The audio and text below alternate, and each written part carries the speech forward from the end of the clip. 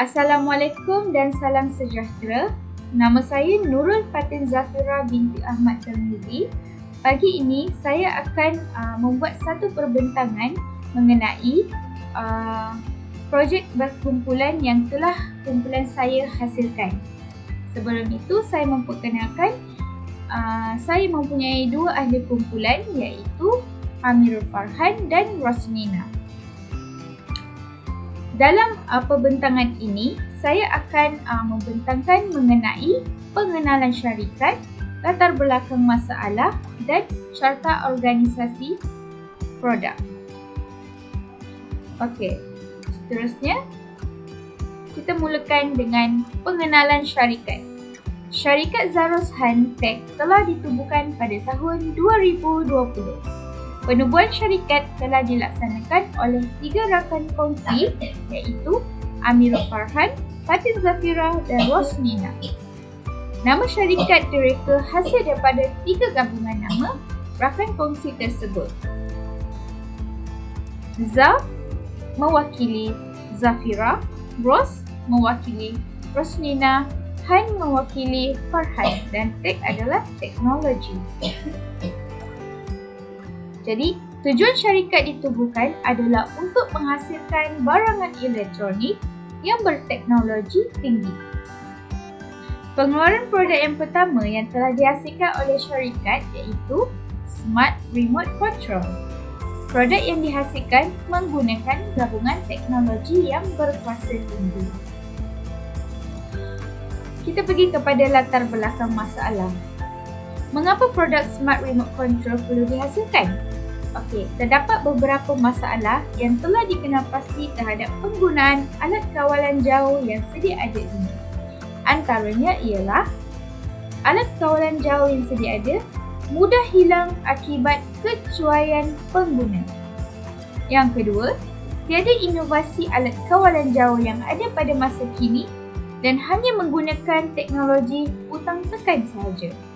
Dan yang ketiga, pengguna rimas dengan jumlah alat kawalan jauh yang banyak dari pelbagai peralatan elektrik dan elektronik. Seterusnya, carta organisasi produk.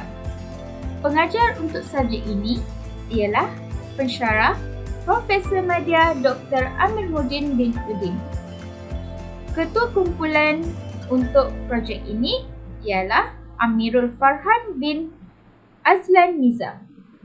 Dan ahli kumpulan itu Rosnina binti Zainal Abidin dan Nurul Fatin Zafira binti Ahmad Tirmizi. Assalamualaikum, saya Rosnina binti Zainal Abidin akan menyambung pembentangan rakan sekumpulan saya untuk produk Smart Remote Control. Konsep produk ini adalah menggabungkan alat kawalan jauh dan juga reka bentuk telefon pintar. Zaros Hantech mengeluarkan produk ini untuk menghasilkan satu alat kawalan jauh yang berteknologi skrin sentuh, menggunakan sinaran inframerah untuk mengawal peralatan elektrik seperti TV, aircon, kipas, lampu dan lain-lain yang berkaitan dengan alat kawalan jauh. Produk ini juga menggunakan alat pengecas khas bagi mengecas bateri, mempunyai fungsi mengesan alat kawalan jauh. Berikutnya adalah ciri-ciri produk. Produk Smart Remote Control ini mempunyai ciri reka bentuk yang ergonomik, berteknologi skrin sentuh, mempunyai alat pengecas tersendiri dalam kiraan 20 watt, tahan lasak, mempunyai bateri yang boleh dicas semula dengan kapasiti 4000 mAh. Ini adalah reka bentuk bagi produk kami iaitu mempunyai bahagian melengkung sebagai keselesaan kepada pengguna. Ini adalah elemen ergonomik. Mempunyai bahagian berbentuk bulat yang mempunyai sinaran inframerah di atas dan juga mempunyai sedikit persegi di bahagian bawah untuk keselesaan pengguna di bahagian tapak tangan. Ini adalah lakaran produk kami. Ini adalah lakaran bagi pengecas bateri dan ini adalah lakaran kepada Smart Remote Control kami. Itu sahaja daripada saya. Sekian, terima kasih. Seterusnya saya akan sambung pembentangan ini dengan menerangkan bahan-bahan yang digunakan bagi menghasilkan alat kawalan jauh ataupun smart remote control dan juga pengecas ataupun charger stand. Antara bahan-bahan yang digunakan bagi menghasilkan remote control adalah yang pertama, styrofoam board setebal 2 inci, kuantiti sebanyak 1 unit dan kos yang dikeluarkan adalah RM2.30. Seterusnya adalah styrofoam cutter, kuantiti 1 unit, kos yang dikeluarkan RM10.90. Yang ketiga adalah selotip ataupun printer pelekat, kuantiti 1 unit, RM2.10.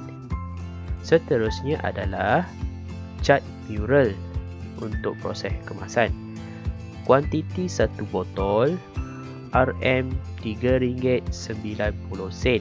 Seterusnya adalah filler ataupun tepung penyumbat, kuantiti 1 unit, manakala kos untuk pengeluaran adalah RM0 kerana filler ini sedia ada di rumah. Seterusnya, marker pen juga 1 unit dan kos RM0. Dan akhir sekali adalah pisau 1 unit, kos RM1. Kesimpulan daripada jadual ini, jumlah yang dikeluarkan adalah RM19.20 bagi menghasilkan remote control. Manakala bahan-bahan yang digunakan bagi menghasilkan pengecas adalah yang pertama, cawan, kuantiti 1 unit, kos yang dikeluarkan RM0, kotak 1 unit, RM0, wayar USB 1 unit, RM0, warna air ataupun watercolor 1 set, RM5, gunting 1 unit, RM0, pelekat ataupun selotip 1 unit, RM0.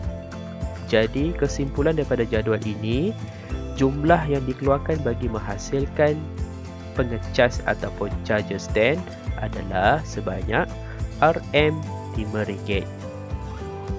Seterusnya, saya sambung pembentangan ini dengan menerangkan proses penghasilan produk. Bagi menghasilkan produk ini, terdapat 6 proses yang dilakukan. Antaranya adalah penyediaan bahan-bahan. Antara bahan-bahan yang telah kami sediakan boleh dirujuk pada slide sebelum ini. Seterusnya adalah proses pemotongan.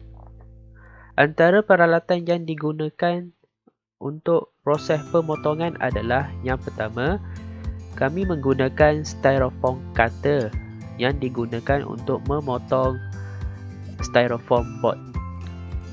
Seterusnya, saya menggunakan gunting untuk memotong cawan. Dalam proses pemotongan ini, saya telah membuat satu lakaran projek dan menekapnya pada bahan yang hendak dipotong supaya ianya mudah dan menjadi panduan untuk melakukan proses pemotongan. Seterusnya adalah proses mencantum. Dalam proses ini, saya telah mencantumkan komponen-komponen kecil bagi menghasilkan ataupun menampakkan lagi bentuk produk. Antara peralatan ataupun bahan yang digunakan bagi proses mencantum ini adalah saya menggunakan selotip dan double-sided. Seterusnya adalah proses membentuk. Dalam proses ini, saya telah menggunakan filler ataupun tepung penyumbat bagi menutup kecacatan yang terdapat pada styrofoam board. Selain itu, fungsi filler ini dapat membentukkan lagi ataupun menjelaskan lagi lekuk-lekuk yang terdapat pada alat kawalan jauh ini supaya rupa alat kawalan jauh ini lebih ditonjolkan. Selepas itu, saya membiarkan filler tersebut mengering. Seterusnya adalah proses kemasan. Dalam proses ini, saya telah menggosok lapisan filler yang telah mengeras tadi dengan menggunakan kertas pasir. Proses ini dilakukan bagi melicinkan permukaan alat kawalan jauh. Selepas mendapati seluruh permukaan alat kawalan jauh itu licin, saya telah menggunakan cat mural yang berwarna hitam dan mengecat ke seluruh alat kawalan jauh tersebut dan membiarkan ia kering. Proses ini diulang sebanyak 2 kali bagi mendapatkan lagi warna hitam yang lebih cantik.